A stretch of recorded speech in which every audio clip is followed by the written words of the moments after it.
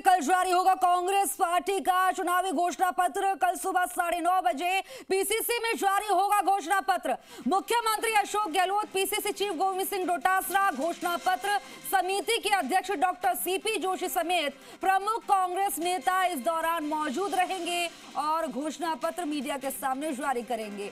तो इस घोषणा पत्र में क्या कुछ खास होगा, इस पर लगातार हमारी नजर बनी हुई है। देखिए कि जिस तरह से 7 गारंटी तो दे दी, लेकिन घोषणा पत्र में और क्या कुछ रहता है।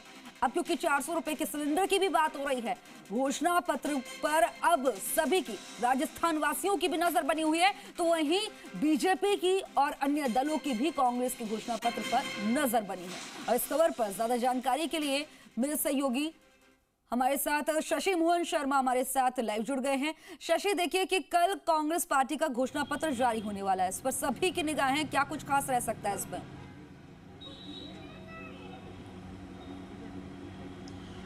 खुशबू, कांग्रेस पार्टी की कोशिश होगी कि इस घोषणा पत्र को गेम चेंजर के रूप में इस्तेमाल किया जाए, उस चाबी के रूप में इस्तेमाल किया जाए जो सत्ता के ताले को खोलेगी। और कांग्रेस पार्टी जो कहती आई है कि इस बार रिवाज बदलेगा, राज नहीं बदलेगा, उसकी कोशिश कांग्रेस पार्टी के इस घोषणा पत्र के जरिए होगी।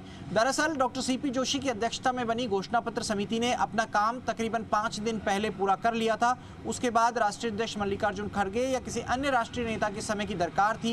पार्टी चाहती थी कि राष्ट्रीय नेताओं की मौजूदगी में ये घोषणा पत्र हो, और पार्टी के स्ट्रेटजिस्ट इसको ज़्यादा देर से जारी करना चाहते थे। उनकी कोशिश इस बात को लेकर थी कि चुनाव से 2-3 दिन पहले इसे जारी किया जाए, जिससे लोगों के मानस पटल पर इसका असर रहे और चर्चा रहे।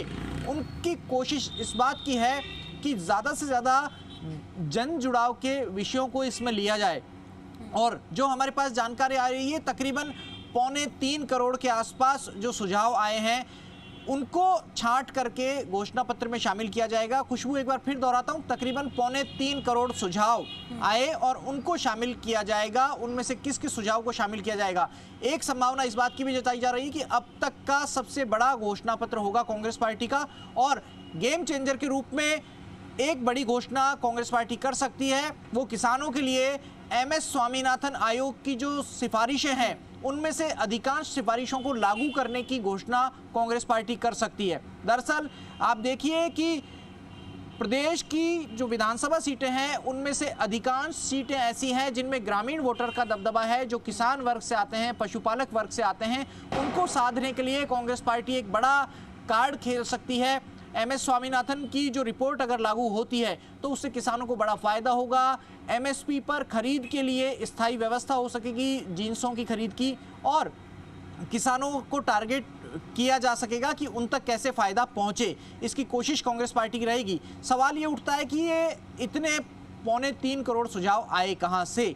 तो जब सरकार में कांग्रेस पार्टी थी तो मुख्यमंत्री अशोक गहलोत की अगुवाई में जो मिशन 2030 चलाया गया, उसके जो सुझाव आए गए, उनमें से अधिकांश सुझाव कांग्रेस पार्टी ने देखे, उनके नेताओं ने देखे, और उन सुझावों की छटनी के बाद ये घोषणा पत्र तैयार किया गया है।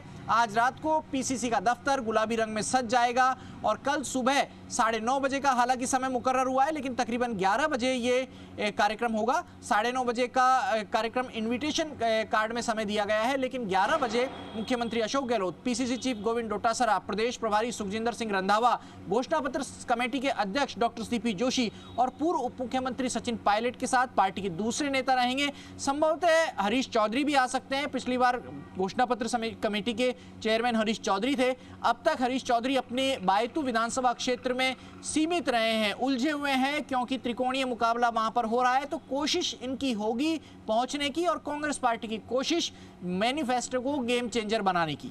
जी खुशबू, आपने जिस तरह से बताया कि मैनिफेस्टो के जरिए गेम चेंजर की पूरी तरह से कोशिश होगी, लेकिन देखा जाए बीजेपी ने जो अपना संकल्प पत्र जारी किया, जिसे मोदी गारंटी नाम उन्होंने दिया, हालांकि इसमें कहा है कि हमारी योजनाओं को जो है कॉपी किया गया है, ये कांग्रेस बार बार कहती रही है, लेकिन क्या माने कि इसमें जो तमाम बातें कही गई है, जैसे सिलेंडर को 450 में तो 400 में मुख्यमंत्री ने बोल दिया, इस तरह की काट देखने को मिलेगी?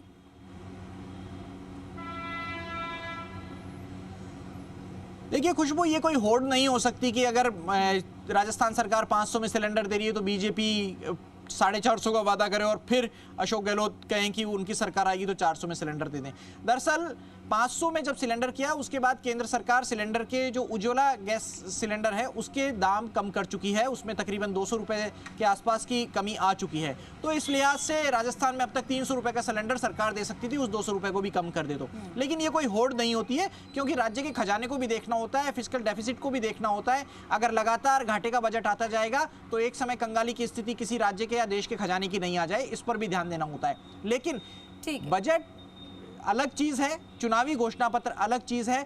घोषणा पत्र जनता से जुड़ाव के लिए होता है और जनता को देखना होगा इसमें कितने लोग लुभावन वादे होते हैं, जनता को कैसे लुभाते